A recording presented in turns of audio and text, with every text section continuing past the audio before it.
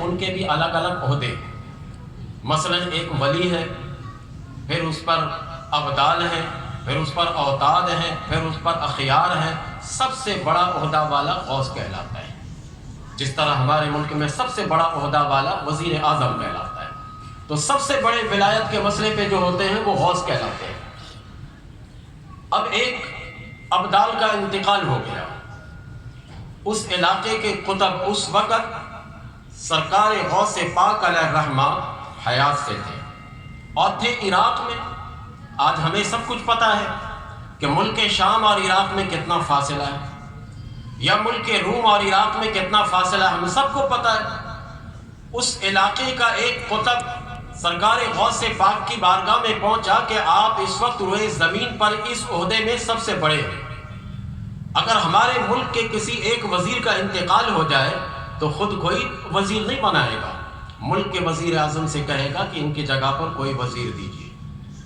تو ایک ابدال کا انتقال ہوا، تو میں مسئلہ سمجھانے کے لیے بتا رہا ہوں۔ سرکار غوث پاک کے پاس اس علاقے کا ایک قطب پہنچا، کہا کہ ایک جگہ خالی ہو گئی ہے،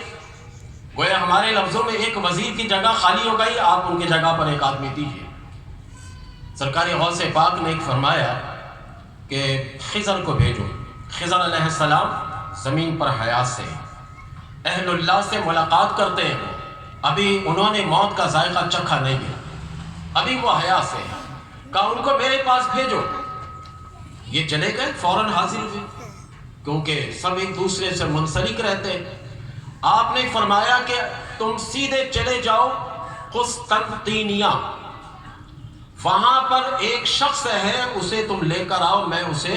ابدال کی جگہ تمہیں دینا چاہتا ہوں۔ جب اس بندے کا نام سنا کسی نے تو پکا کافر تھا، غلیظ قسم کا کافر تھا، واقعہ میں یہ لکھا ہوا ہے۔ اور سرکار غوث پاک نے کہا اسی کو بلا کر لاؤ۔ حضرت خضر علیہ السلام حکم کے پابند تھے، چلے گئے،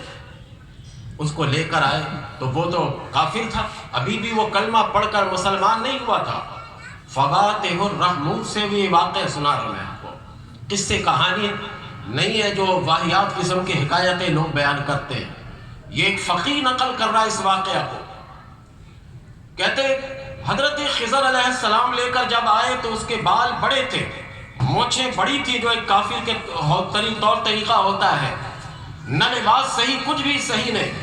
لے کر آ گئے اور لوگوں نے بتایا کہ یہ تو انتہائی متشدد قسم کا کافر ہے، مسلمانوں کے خلاف بہت زہر اگلتا ہے یہ، اور انہی کو سرکار غوث پاک نے ابدال میں شامل کرنے کے لیے بلا لیا ہے۔ لیکن اللہ والے کے معاملات اللہ ہی بہتر جانتا ہے، ہم اور آپ اپنی عقل کی کسوٹی سے پہچان نہیں سکتے، ان کے معاملات کو ہماری عقل بہت مختصر ہے، ہم تو آج تک اپنے وجود کو نہیں سمجھ سکے تو اہل اللہ کو کیسے سمجھیں گے۔ تو لے کر آ گئے، سرکار غوث پاک نے کہا کہ اس کے بال چھوٹے کرو، مونچھ ان کے پست کرو، ان کو نہلواؤ، سب کچھ کرانے کے بعد انہیں کہا کہ اب تمہیں مسلمان ہونا ہے، دل کی دنیا بدل رہی ہے، اب تمہیں مسلمان ہونا ہے۔ سرکار غوث پاک نے کلمہ پڑھایا اور مسلمان کر دیا، اور اس کے بعد نگاہ سے وہ پلایا کہ اسی وقت وہ زمانے کا ابدال بنا۔ تو اس قسم کے محافل میں جب ہم آتے ہیں ہمیں تو پتہ ہے، ان کو اٹھائیے ڈاکٹر صاحب، ان کو جگہ کے رکھیں۔ آج تو سہیل بہت بہترین طریقے سے جاگا ہوا ہے، جگہ کے رکھیں ان کو، کیونکہ ان جیسے محافل کے ایک بات بھی رائگاں نہ جانے پائے، کیا پتہ کون سا جملہ آپ کے دل پر میرا اثر کرے اور آپ کی کیفیت میں تبدیلی آ جائے تو میرے لیے بھی آخرت کا سرمایہ۔ سچی بات تو یہ ہے کہ میں آیا تھا صرف 15 منٹ کے لیے، آپ کا انتظام دیکھ کر میرا دل نہیں چاہ کہ 15 منٹ میں ختم کرو،